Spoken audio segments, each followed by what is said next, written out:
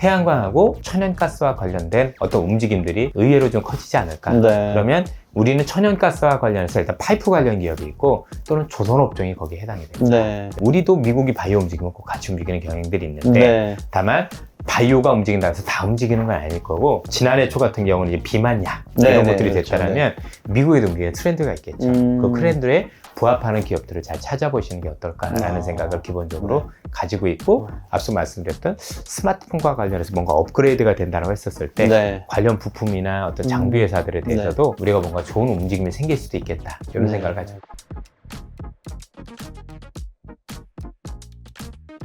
그러면은 뭐 이제 중국 다녀오신 말씀은 네. 뭐 많이 들었고, 이제는 저희가 이제 그 미국도 어떻게 네. 보면은 소비가 좀 많이 줄고 있는 그런 네. 모습들이 보여지고 있잖아요. 그리고 또 이번 주 뭐 15일 되면 이제 뭐 CPI 지수도 발표가 되기 때문에 네.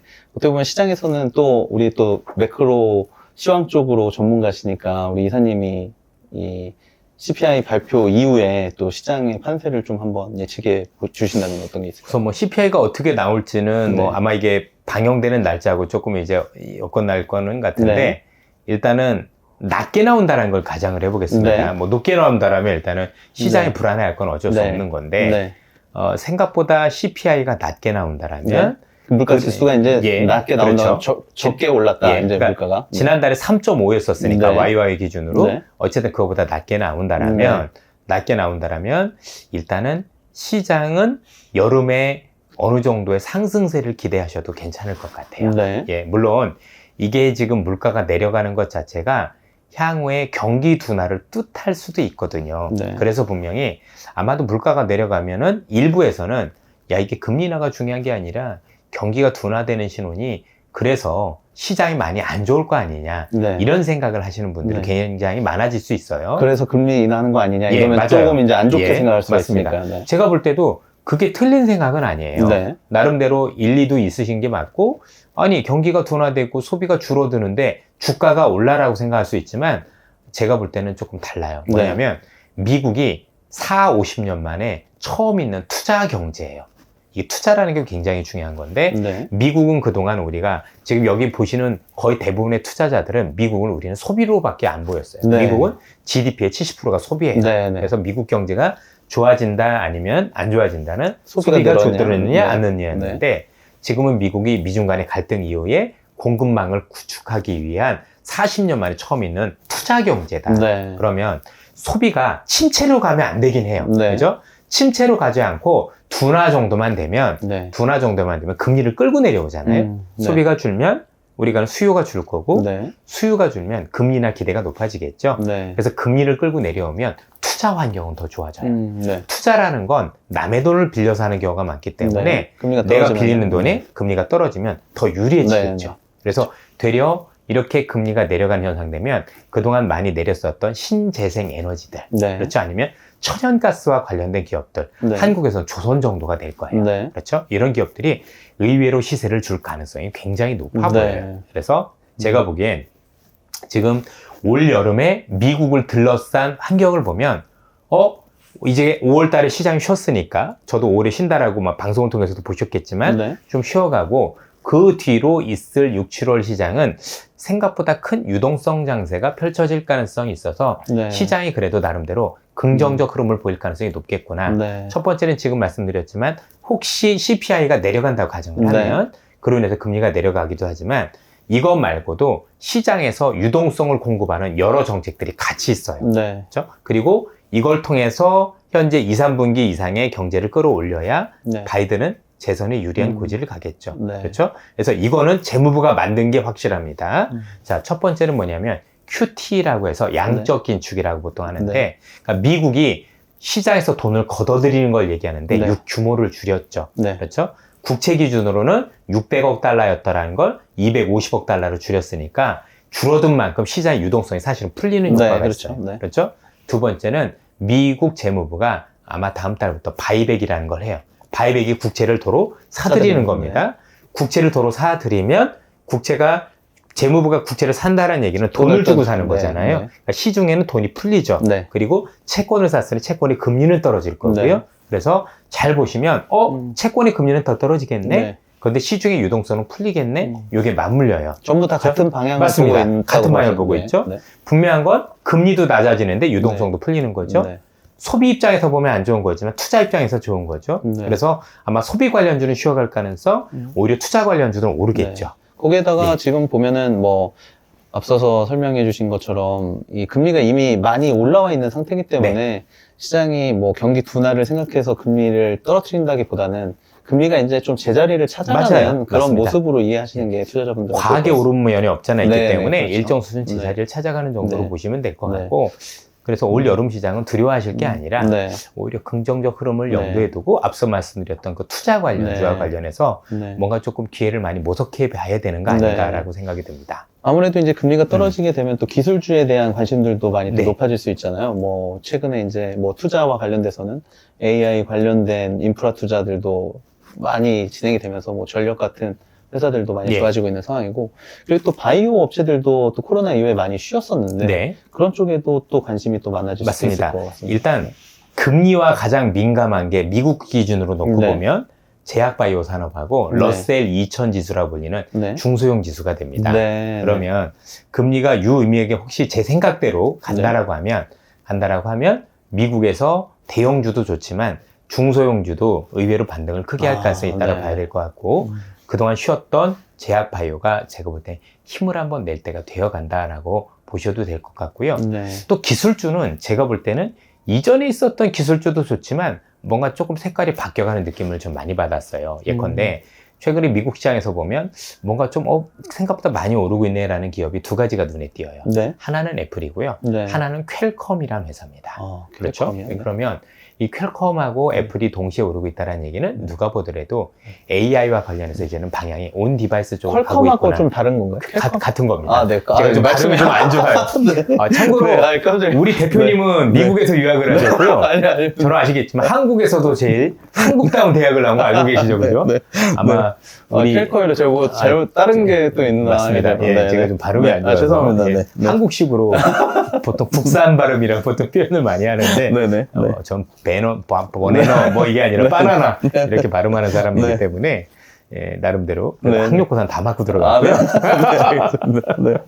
예. 네. 그래서 이 기업들이 움직이는 거 보면 네. 시장의 중심이 확실히 온 디바이스 쪽으로 좀 많이 흐르고 있는 건 보인다. 네. 그래서 이 관련 기업들에 대해서 우리가 조금 이제 모니터링 할 필요도 있지 않을까라는 네. 생각이 들어요. 맞습니다. 뭐 어떻게 보면은 이제 마이크로소프트가 뭐 시총 1위를 갔다가 어떻게 보면은 어제도 이제 그 GPT-4를 맞아요. 출시를 했는데 주가는 또 한번 빠졌다가 제자리를 찾는 그런 모습을 보여줬거든요.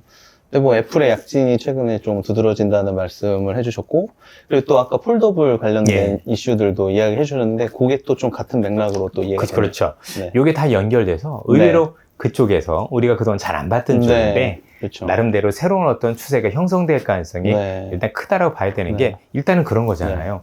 AI가 있으면 뭐예요? 우리가 즐겨봐야 될 거 아니에요? 맞습니다. 네. 근데 AI가 허공에서 즐길 수는 없는 거고 네. 어떤 기계를 통해서 즐겨야 될 텐데 네. 역시 우리는 컴퓨터도 네. 있지만 들고 다니는 스마트폰이 제일 네. AI와 관련해서 근접해질 수 있는 기계들일 수밖에 없는 거잖아요. 네. 결국 이 기계들이 사실 AI 성능에 맞게 굉장히 업그레이드 되는 네. 그럼 이제 우리 입장에서 옛날 휴대폰 가지고는 그게 원활하게 즐겨지지 않을 수도 있는 네. 그럴 가능성이 있는 거죠. 맞습니다. 네. 아니 또 우리 이사님이 저번에 우리 그 방송에서도 갑자기 아무도 시장에서 생각 안 하고 있었던 중국 소비주와 관련돼서 좀 주목해보자. 맞아요. 그때 말씀하시고 나가지고 바로 그냥 다음 주서부터 뭐 화장품 회사들이 그렇게 막 오르고 저희도 포트였는데 40% 네. 이상 올랐어요. 그러니까요. 예. 오늘 말씀해주신 이 또 애플 관련된 그런 음. 부품사들도 한번 또 눈여겨보면 좋은 또 결과가 있지 않을까. 일단 바닥이니까 생각이 좋고요. 듭니다. 네, 그러니까요. 예. 네. 분명히 움직임들이 보이고 네. 할 수밖에 없고 아까도 네. 폴더블 했지만 그건 이제 애플이 할까 말까가 아니라 안 하면 죽는구나 했었어요. 그래서 네. 야 이래서 하는구나라고 한번 여러분도 나중에 중국 가실 기회 있으면 보면 네. 정말 애플 위에는 다 하고 있거든요. 네. 그렇죠? 근데 앞서서 말씀드린 것처럼 모든 스마트폰 회사가 서로 따라한다는 걸 가정하고 네. 시장을 보면 마음이 편하실 거라고 생각을 합니다. 네. 그리고 뭐 지금 앞으로 뭐 6, 7월 유동성 장세를 또 예측해 주시고 하셨는데 이제 국내 시장에서는 어떻게 보면은 뭐 섹터로 봤었을 때는 미국 시장이 만약에 그렇게 유동성 장세로 진입을 한다고 했었을 때 어떤 섹터에 또 주목을 해보면 좋을까요? 저는 뭐 이미 앞서도 많은 분들 말씀드렸는데 일단 금리가 낮아질 때 좋을 수 있는 섹터들이 일단은 네. 움직일 수 있다. 네네. 그리고 금리가 낮아질 때 투자 관련주들이라고 보는 건데 네. 최근에 전력기기 이런 거 많이 올랐으니까 네, 뭐 조금은 그걸 예. 얘기하기는 좀 그렇고 네. 또 오히려 실적 발표한 이후에 또 맞습니다. 좀 주가가 예. 많이 조정을 받고 있어가지고. 오히려 네. 미국에서는 최근에 전기가 부족한 것과 관련해서 네. 전력을 뭐로 채워야 되냐 고민이 있는데 네. 원래는 시장에서는 기대를 원자력을 많이 했는데 네. 그거는 트럼프가 되면 네. 가능한 거고 우리나라에서는 네. 이제 그렇게 되면은 또 좀 맞습니다. 투자 기회들이 예. 많이 생길 수가 근데 있으니까 지금 아무래도. 네. 바이든 쪽에서 아니면 네. 일반적으로 원자력이 아닌 공감대는 두 개가 있더라고요. 하나는 가스, 네. 천연가스를 통해서 전력을 보충하는 방법. 네. 또 하나는 현재 웬만한 빅테크 기업들이 지금 뉴욕, 멕시코 쪽으로 많이 이동을 하거든요. 태양광. 거기에 태양광이 네, 핵심이에요. 네, 네. 그래서 태양광하고 뭔가 천연가스와 관련된 어떤 움직임들이 의외로 좀 커지지 않을까. 네. 그러면 우리는 천연가스와 관련해서 일단 파이프 관련 기업이 있고 또는 조선업종이 거기에 해당이 됩니다. 네. 그렇죠? 그리고 뭐, 또 예. 지금 천연가스 관련된 거는 또 조선하고 또 연결이 돼 있으니까 그러니까요. 저희가 네. 또 조선 쪽 시장이 최근에 또 많이 좋지 않습니까? 괜찮죠. 예. 그래서 의외로 좀 다르게 달아봐야 되지 않느냐라는 생각을 네. 하고 있고요. 그 다음에 또 지금 말씀드렸던 뭐 투자 중에서는 이런 것들 말고도 뭐 여러 가지 기업들이 좀 생길 수 있는 부분들이 굉장히 있다라고 생각을 하고 네. 우리도 미국이 바이오 움직이면 꼭 같이 움직이는 경향들이 있는데 네. 다만 바이오가 움직인다고 해서 다 움직이는 건 아닐 거고 미국이 움직일 때 바이오도 색깔이 있습니다 항상. 그죠? 뭐 예를 네. 들어서 지난해 초 같은 경우는 이제 비만약 네, 이런 네, 것들이 그렇죠. 됐다면 미국에도 움직이는 트렌드가 있겠죠. 그 트렌드에 부합하는 기업들을 잘 찾아보시는 게 어떨까라는 생각을 기본적으로 가지고 있고 앞서 말씀드렸던 스마트폰과 관련해서 뭔가 업그레이드가 된다고 했었을 때 네. 관련 부품이나 어떤 장비 회사들에 대해서도 우리가 뭔가 좋은 움직임이 생길 수도 있겠다 이런 네. 생각을 가지고 있어요. 바이오 쪽에는 그러면 최근에 뭐 어떤 그런 트렌드가 될 만한 그런 뭐 기술이나 이런 것들이 좀 있을까요? 사실 우리나라는 어쨌든 간에 신약 개발이 아닐까라는 네. 생각이 여전히 들긴 하는데 네. 아직까지는 좀 추정인데 기대하고 있는 바가 있다라면 네. AI를 활용한 신약 개발 쪽이 미국에서 움직이는지 한번 잘 볼 필요가 있다. 네. 왜냐면 그런 게 이제 좀 나올 때가 맞습니다. 됐죠. 왜냐면 이제는 우리가 이제 AI가 뭐 좋아지고 성능이 좋다라는 걸 이제 모르진 않잖아요. 네, 그죠? 네. 그러면 그 뒤에는 결국은 그래서 이걸 뭘로 돈 벌 건데 네. 이게 고민이 돼요. 네. 결국 비즈니스 모델에 고민이 있다라는 거. 뭐 여러 가지 고민이 있지만 그 중에서도 가장 핫한 건 누가 보더라도 일단 젠슨황은 네. 젠슨황은 엔비디아는 무조건 1위를 제약 산업으로 꼽았어요. 네. 그래서 올 초에 CES 열릴 때 우리가 알고 있는 그 라스베가스에서 CES라는 그 전기전자 이런 박람회가 네. 열릴 때 젠슨황 거기 안 가고 샌프란시스코에 있는 그쵸. JP모건 헬스케어를 네, 갔단 네, 말이죠. 네. 그죠? 거기서 그리고 얘기했죠. 나는 신의 영역에 도전하겠다. 그리고 AI를 내가 제일 잘하는데 AI 가지고 가장 크게 할 수 있는 산업이 제약바이오 산업이다. 네. 그럼 뭐 그 중에서도 뭔데? 라고 했더니 우리가 흔히 얘기하는 신약 개발을 할 수 있는 걸 이걸로 하면 다르다. 그죠? 여러 가지 얘기를 했죠. 첫 번째, 시간이 어마어마하게 단축이 된다. 네. 그죠? 또 하나, 비용이 어마어마하게 단축된다. 그리고 마지막 핵심적인 얘기를 했어요. AI가 제일 좋은 게 모든 것을 시뮬레이션 해볼 수 있다. 즉, 신약 후보 물질이 발견된다 하더라도 네. 이게 진짜 약으로서 효능이 있는지 없는지 우리 임상이라는 걸 통해서 네. 어마어마하게 10년 이상의 세월을 두고 봐야 되는데 이 시뮬레이션을 하면 바로 할 수 있다는 얘기죠. 네. 물론 100% 알지 않다고 하더라도. 그렇죠. 그래서 시뮬레이션 할 수 있다는 걸 기본적인 컨셉으로 잡고 했기 때문에 이게 실제 미국에서 이루어지는지, 그래서 혹시 미국에서 제약바이오 기업이 움직인다라면 혹시 이런 기업들이 움직이는지 보면 뭐 국내에도 관련 기업들이 있으니까 네. 그걸 일단 같이 매칭해서 보셔도 될 것 같습니다. 네. 바이오 쪽은 이제 AI와 관련된 예. 그런 섹터로 한번 공부를 많이 해봐야 네. 되겠네요. 그리고 또 이제 친환경 아까 말씀을 하셨었는데 이 친환경과 관련돼서 최근에 또 큰 이슈가 있었죠. 뭐 원래는 이제 전기차들만 친환경 차로 인정을 해주다가 뭐 유럽하고 미국에서 이번에 하이브리드 차량까지 친환경 차로 인정을 네. 해주면서 앞으로 관련된 시장이 또 많이 커질 것으로 또 전망을 하셨잖아요. 예. 네. 그런 부분들과 관련돼서 또 투자자분들한테 또 맞습니다. 이야기를 좀 해주신다면. 사실 최근에 이 하이브리드와 관련해서 굉장히 고민들이 많으실 거예요. 네. 앞으로 전기차 시장이 커진다라는 데서 이견이 있는 사람은 없다라고 생각을 네. 해요. 저 역시도 전기차는 어쨌든 굉장히 커질 만한 시장이다라고 보여지는데 중요한 건 뭐냐면 그게 최근에 이제 주춤하고 있는 게 보통 뭐 요즘 캐즘이란 단어를 많이 써서 네. 원래 이런 성장 산업이 있을 때 항상 일시적으로 주춤하는 구간이 있다라는 말씀을 주시고 계시고 네. 저도 거기에는 적극적으로 공감을 합니다. 그런데 이 시장에서 틈새를 치고 올라오는 하이브리드가 꽤 유의미하게 올라온다라는 거죠. 그래서 대부분 사람들은 하이브리드와 관련해서는 이건 일시적이고 그냥 틈새 시장일 뿐이야 라고 얘기들을 하고 계시는데 이게 글로벌적으로는 그런 모습들이 아닌 것 같아요. 새로운 트렌드를 자리를 잡고 있고 의외로 제가 볼 땐 하나의 어떤 비이클로서 하나의 어떤 그러니까 보통 우리가 내연기관차가 있다면 전기차가 있다면 하이브리드라는 새로운 어떤 포지션이 생기는 전 초기라고 생각이 들더라고요. 네. 이런 정책도 이제 막 나오기 시작한 맞습니다. 거니까요. 왜냐하면 잘 아시다시피 바이든이라든가 아니면 각국의 정책 중에서 친환경차와 관련된 정책 자체가 최근에 일부 후퇴를 했잖아요. 네. 그 다들 내연기관 이제 언제까지 안 만든다고 했는데 다 만든다고. 맞습니다. 네. 그래서 일단 그 시기도 늦춰졌지만 네. 거기에는 친환경차 범주에 하이브리드 포함을 시켜줬어요. 그렇죠. 네. 예. 그러다 보니까 기업들 입장에서 앞다투 투자를 하기 시작했고 한국에는 현대 기아차 같은 경우는 이번 달, 지난달이죠. 정확히 4월 달 수출 비중이 하이브리드가 더 많았을 정도예요. 네. 그러다 GM 포드도 일단은 우리가 알고 있는 하이브리드 차를 훨씬 더 강하게 팔고 있고 뭐 일본은 말할 필요도 없고 그래서 나름대로 이 하이브리드가 의외로 뭐 전기차만큼은 아니지만 그죠? 우린 기대도 안 했으니까 나름대로 일정 부분의 포지션을 가져가지 않을까. 이게 날씨하고도 관련이 있어요. 네. 무슨 말씀이냐면 이 극한의 날씨 아마 지난 겨울에 미국이 거의 뭐 장난 아닌 날씨였는데 그러면 전기차 시동이 안 걸려요. 근데 전 세계에서 유일하게 그런 날씨에 시동 걸리는 차가 하이브리드 자동차예요. 특히 러시아도 그랬지만 몽고라는 나라를 가보시면 몽고에서 최근에 제일 많이 팔리고 있는 자동차가 도요타에 있는 그 하이브리드 자동차, 그 중에 좀 싼 프리우스라는 자동차가 있어요. 이게 제일 많이 팔리는데 이게 왜 이렇게 많이 팔립니까 했더니 이유가 재밌어요.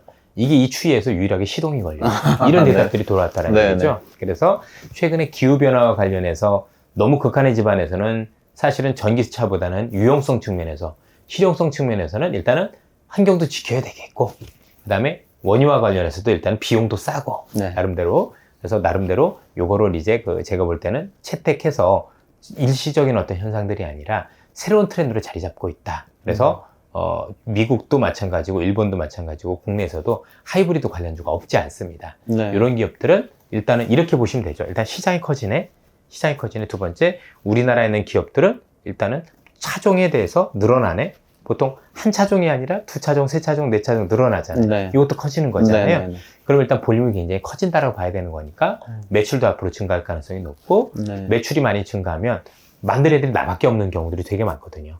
그러면은 이익률이 좋아질 가능성이 높다고 봐야 되겠죠. 그래서 이익 개선과 관련해서 뭔가 초기 국면에 있을 가능성이 있다라는 측면에서 저는 일단 하이브리드 관련 기업들도 저는 눈여겨봐야 된다고 생각을 합니다. 제가 한 10년 정도 전에 이제 오키나와에 여행을 가가지고 프리우스를 한번 타보고 깜짝 놀랐었거든요.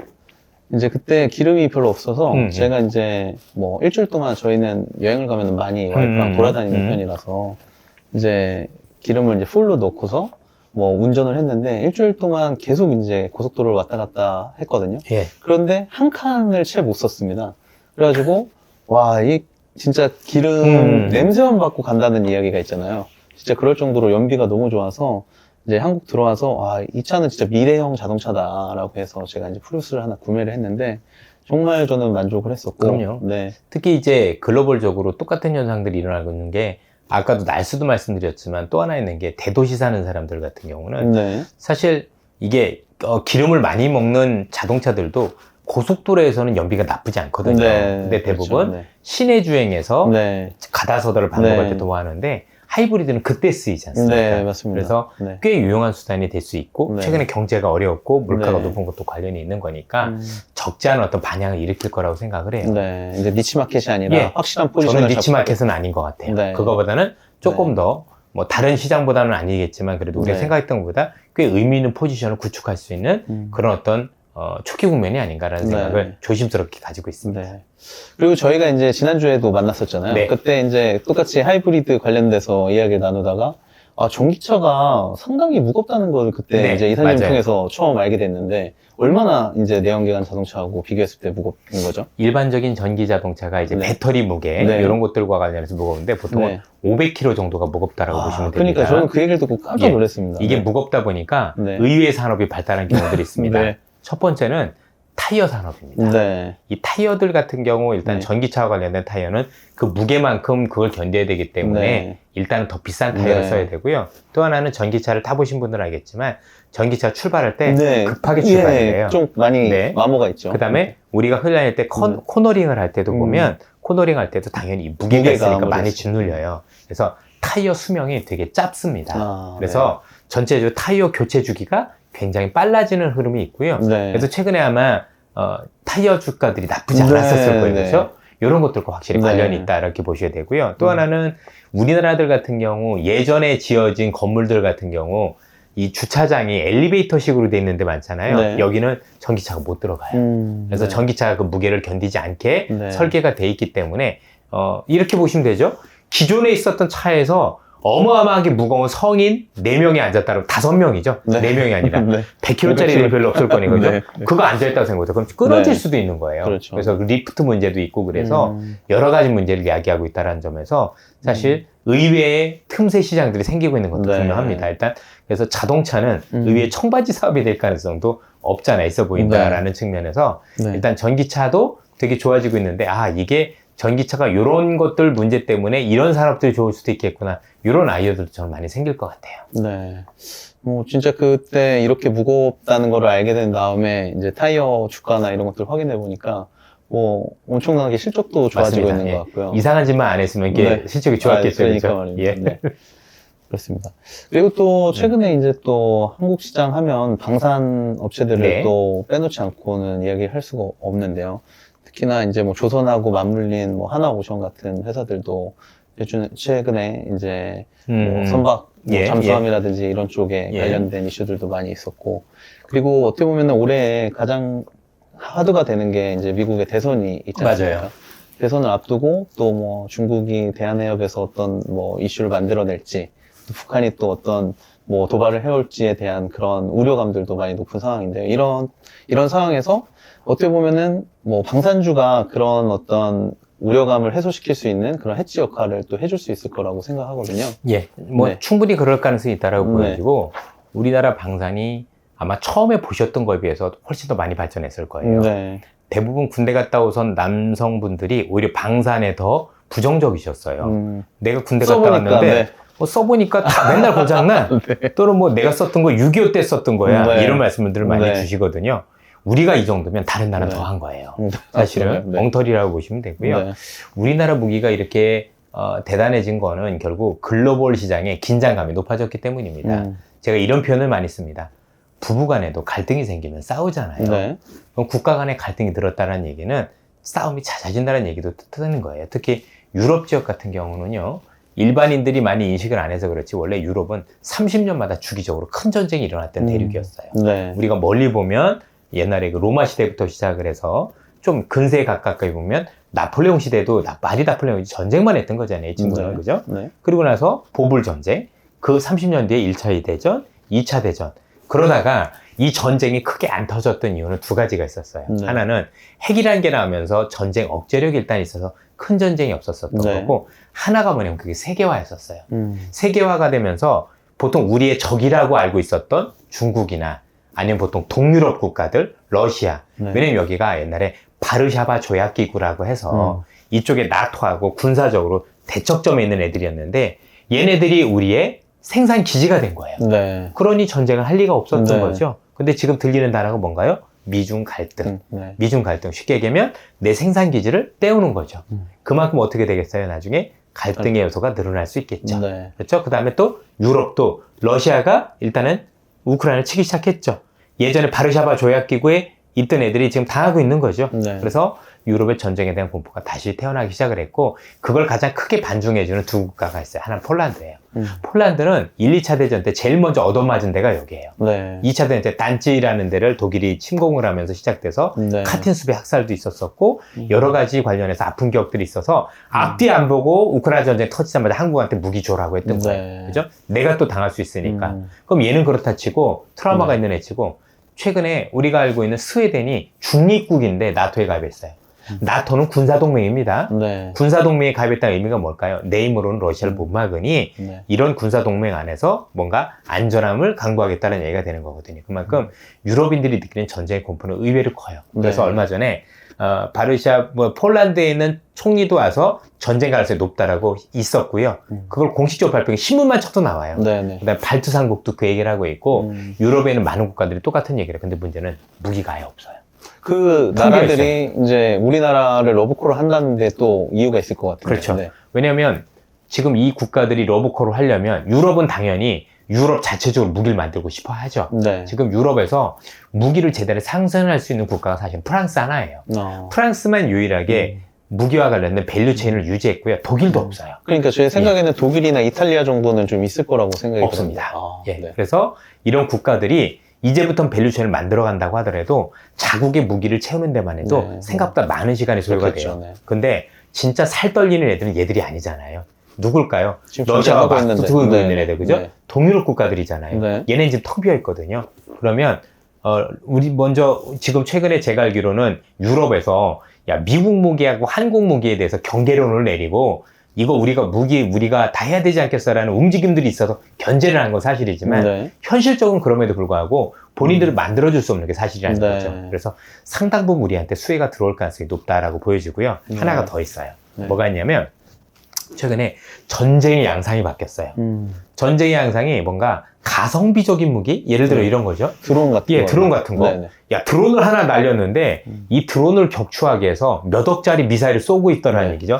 아니, 이스라엘이 요만한 그랬잖아요. 드론 하나만 있어도 막 맞습니다. 전투기 같은 것들을 없앨 네. 수가 있으니까요. 네. 그러면 고민이죠. 네. 야, 드론은 어차피 이제 공격 무기가 됐고 네. 그럼 이 드론을 격추하기 위해서 드론 몇백만 원밖에 안 하는데 네. 몇 억짜리 무기를 쓰는 게 맞아라는 생각이 들기 시작해서 네. 이런 어떤 무기 체계가 관련해서 네. 뭔가 가성비를 많이 따지게 됩니다. 가성비를 많이 따지게 됐는데 그 네. 무기가 한국에 굉장히 많아요. 아, 네. 대표적인 무기가 모 회사에서 만드는 비궁이라는 무기가 있어요. 비궁, 네. 이게 조그만 미사일인데요. 네. 미국은 이거를 헬파이어 미사일이라는 걸 가지고 네. 있는데 네. 헬파이어 미사일이 몇 억짜리예요.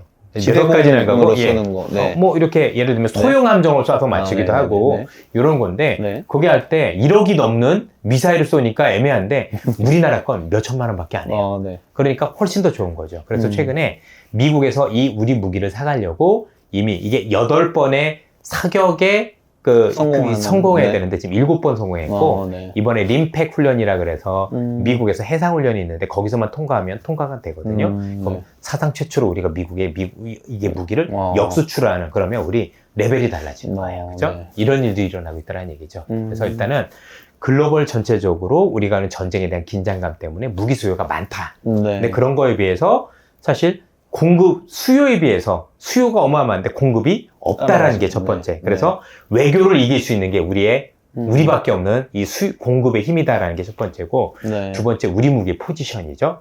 정말 비싼 무기는 다 미국이 해요. 네. 그죠? 근데 우리는 미들급 무기라 그래서 요 중간에 포지션을 매우 잘 잡았어요. 네. 특히 요 가성비 좋은 무기들, 또 하나는 최근에 바뀐 전쟁 양상과 관련된 무기들은 한국이 다른 국가들보다 훨씬 더 많은 어떤 강점을 가지고 있다. 네. 그래서 이런 무기들 같은 경우는 앞으로도 글로벌적으로도 굉장히 수요가 많을 가능성이 높기 때문에 네. 이 관련 기업들에 대해서 눈여겨볼 필요가 있지 않냐라고 저는 개인적으로 생각을 합니다. 네.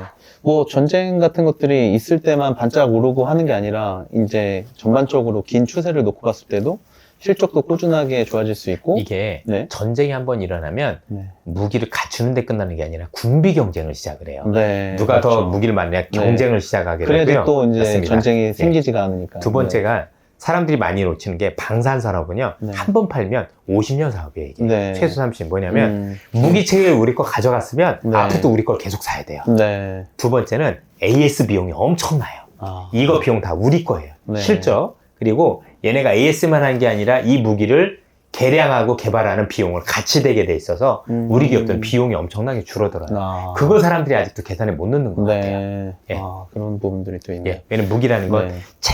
체제가 중요해서 한번 그 체제를 가져오면 바꾸기가 쉽지 않아요. 뭐 예를 들어서 우리가 미국 전투기를 쓴다. 네. 그럼 이거 관련된 정비 체계부터 네. 다 돼 뭐 있는데 다른 통신이라든지 거에 뭐 이런 것들도 하기가 다- 어려운 거예요. 미사일 체계도 네, 마찬가지인 네. 거고 네. 여러분들 그 보잉사가 있는 제트기도 민항기도 뭐 747이 있고 737이 있고 있잖아요. 네. 요거 기종 변경할 때마다 6개월 교육을 따로 받아야 돼요. 같은 보잉사까지 갖지 않고 네. 에어버스에서 보잉을 할 때는 더 많은 교육 기간이 필요해요. 제 친구들이 조종사가 워낙 많아서 네. 항상 너 뭐하냐 그러면 이번에 기종 변경돼서 교육 들어가 자주 듣거든요. 네. 무기는 더 말할 필요도 없어요. 네. 근데 우리나라 예를 들면 전투기 같은 경우는 우리나라가 얼마나 좋으냐면 미국하고 거의 체계가 비슷해요. 네. 보통 록히드 마틴하고 같이 협업을 통해서 설계를 많이 했기 때문에 우리 거 앉아 있다가 미국 거 앉으면 바로 네. 조정을 할 수 진짜로 그래요. 네. 그래서 우리나라 FA-59 경공격기가 네. 잘 팔렸던 것도 네. 이걸 했었더니 F-16 전투기를 바로 네. 할 수 있는 네. 그게 되네? 이게 되는 거거든요. 네. 그러면 미국 무기를 우리나라 걸 쓰다 미국 무기를 써더라도 바로 적응이 될 수 있다라는 것, 미국 무기와 또는 유럽 무기가 호환이 될 수 있다라는 것, 전 세계에서 밸류체인이 제일 잘 돼 있기 때문에 일단 싸게 적시에 공급할 수 있다라는 것. 그러면 한번 사고 나면 그 체계를 계속 해야 되기 때문에 AS 비용까지 우리가 가져갈 수 있다라는 것. 네. 이런 것까지 감안해서 우리가 방산을 보자라는 거죠. 네. 거기다 뭐 한 가지 덧붙이자면 이제 만약에 트럼프가 당선된다고 했었을 때 또 뭐 나토 분담금 그렇죠. 더 관련된 내려고 내용들이- 하겠죠. 네. 네. 그렇게 되면 당연히 예. 이제 또 방산에 대한 관심도도 더 높아질 수밖에 없으니까. 사실 저는 뭐 그래서 네. 국내 방산도 좋지만 네. 사실 제일 좋은 건 유럽 방산이라고 생각을 해요. 유럽 어차피 자국 채우는 게 있으니까. 네. 실제로 뭐 라인메탈이 이런 기업들 많이 올랐거든요. 아마 네. 제 방송 보신 분들 보셨으면 많이 얘기를 들으신 기억이 있었을 겁니다. 네. 그래서 좀 국내적으로 보셔도 될 것 같습니다. 네. 예. 그러면 지금 벌써 5월 중반을 네. 향해 가고 있는데 앞으로 이제 뭐 하반기 시장을 이제 총평 한번 해주신다면 어떻게 좀 준비를 하면 좋을까요? 하여튼 저는 올해는 나름대로 이 투자와 관련된 어떤 기회들이 많이 있는 시장이라서 네. 일단 너무 많이 올랐기 때문에 투자자분들 힘들어 하시는 건 저도 마찬가지입니다. 저도 힘들어요. 네. 여러분들만 힘든 게 아니라 네. 저도 새롭게 따라 살려면 살 떨립니다. 네. 왜 안 그렇겠습니까? 네. 근데 통상적으로 놓고 보면 이 시장의 추세가 끝나기 전까지 주도주가 바뀌는 경우는 드문 것 같아요. 네. 없었죠, 사실은. 네. 오히려 주도주는 좀 늘어날 수는 있겠죠. 네. 그래서 분야가 이제 더 많이 분야가 좀 나오는데. 늘어난다 정도로 네. 보시면 될 것 같은데, 그래서 기존에 있었던 라인에서 이탈하시면 안 될 것 같아요. 아마 지금 많은 투자자분들이 시장 여부를 떠나서 되게 곤란한 건 내가 주도주가 없는 게 아니라 있었는데 팔고 나서 대안이 없는 게 문제인 거예요. 네. 그렇죠? 막 우리가 변압기 한번 팔았더니 팔고 나서 몇 달씩 오르는 일들이 비일비재하잖아요. 맞습니다. 못 견디거든요. 네. 또. 그래서 이제는 여러분들께서 당부의 말씀을 드리면 지금 잘하고 계시고 워낙 또 수준도 높으신 걸로 알고 있지만 좀 깊이 있게 공부하실 필요가 있는 것 같아요. 네. 항상 지나보면 올랐던 게 더 많이 올랐던 특정들이 있거든요. 네. 그래서 기업은 빨리 하는 것도 중요하지만 제가 볼 때 얼마나 깊게 하느냐가 진짜 실력이 될 것 같다. 그래서 올 하반기도 말씀드렸다시피 시장이 저는 긍정적으로 보이고요. 네. 이 긍정적인 시각에서 내가 더 유의미한 성과를 거두려면 그 안에서 선택과 집중을 잘해야 되는 거잖아요. 그래서 보통 깊이를 좀 더 있는 부분들을 해야 되지 않을까라는 말씀을 드립니다. 네. 예. 네, 오늘 너무 좋은 말씀 많이 해주셔서 감사드리고요. 앞으로도 종종 또 그러시죠. 주선 이사님 예. 또 초청해가지고 좋은 말씀 또 들어보도록 하겠습니다. 감사합니다. 예, 고맙습니다. 네.